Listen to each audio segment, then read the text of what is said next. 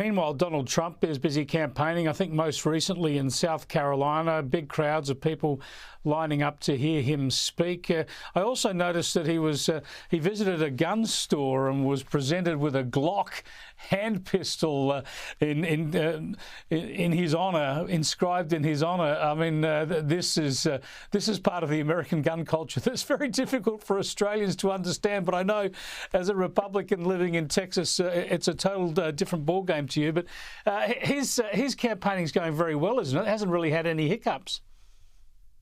Absolutely. And, you know, the Democrats thought by this point in the 2024 race, Donald Trump would be facing this really dynamic GOP primary. We haven't seen that at all. I mean, there are really no serious threats to Donald Trump in this primary at this point. It has not been a dynamic primary. Ron DeSantis is like in fourth place now in most polls. Everyone else is, you know, still in the single digits. He's the clear front runner. And the more they try to take this guy down, the stronger he gets, Chris. It's just incredible. He has an incredible amount of energy, and people just love the guy.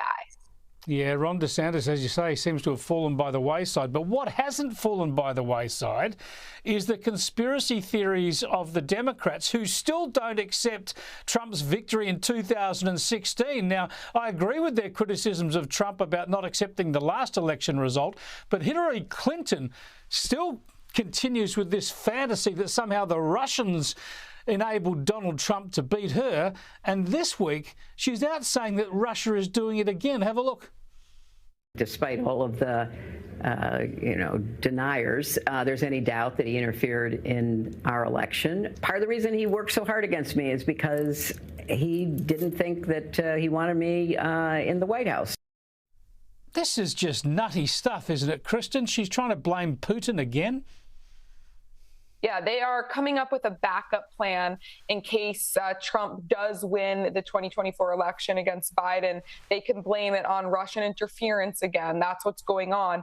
But the Democrats clearly want Biden out of there. You have the Washington Post, some of its most prominent columnists at this point, penning pieces about how Biden has to go. We've seen the charges against Hunter Biden start to ramp up, and the media suddenly has an interest in all of this corruption. They clearly want him gone. What nobody in the media wants to talk about is the fact that it seems like Biden doesn't want to step aside. So they are the Democrats are in a very bad position right now, and they're trying to come up with a plan B in case Biden refuses to be ushered off stage, and he ends up being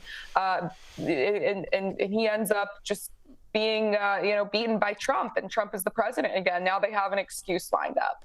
I expect the Democrats will secretly start planting banana peels in his path. We shall see how it goes. Thanks for talking to us again, Kristin. Thank you, Chris.